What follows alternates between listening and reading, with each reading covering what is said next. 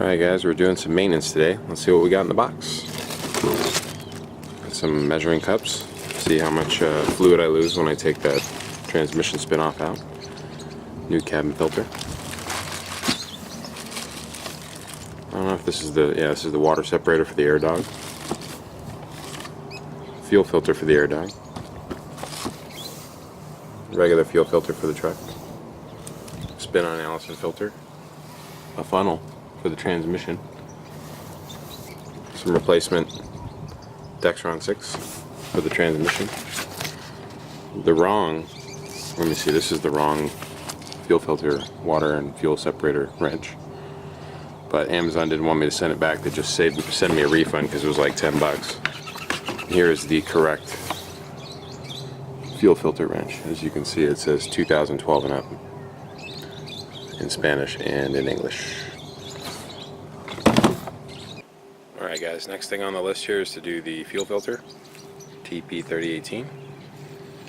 As you can see,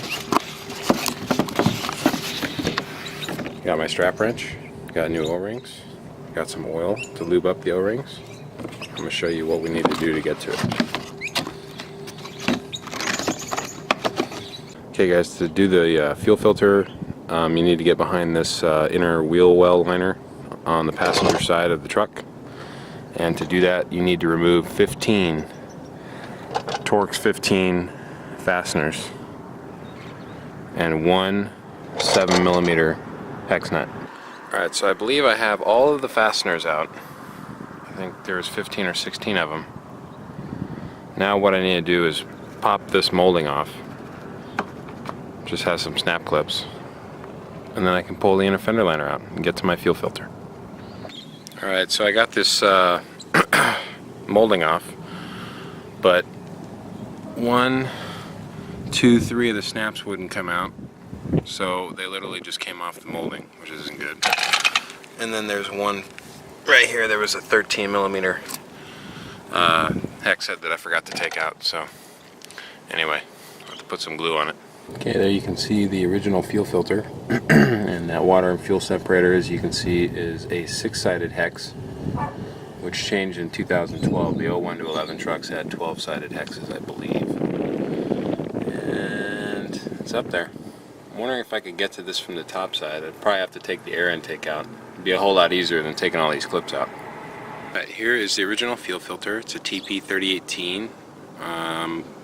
I didn't dump the water separator first to see if there was any water in it, but I've had the air dog on since 500 miles. So I would think if there was any water, it'd be in the air dog fuel separator. I don't know if you can tell, but the fuel filter fits into kind of like a cup, you know, frame looking thing up there, and it makes it really hard to get your fuel filter wrench around it. I'm thinking about buying one of those spacers to put it out a little bit farther, because it's hard to get the strap wrench on there, and then to get it off is even harder. So anyway, I'm gonna get this water and fuel separator off and put it on the new one. Alright, so I got the new fuel filter in, got the water sensor plugged back in, and I'll tell you what, that little frame behind the fuel filter, you can see it, that little cutout metal frame behind it, makes it extremely hard to get the strap wrench back out after you've gotten the fuel filter all the way on. I don't know why GM designs their stuff this way, like you can't work on it, but the next step here, I don't know if I really need to do this because I have a lift pump. I need to loosen that bleeder screw. Hopefully I can get this up there.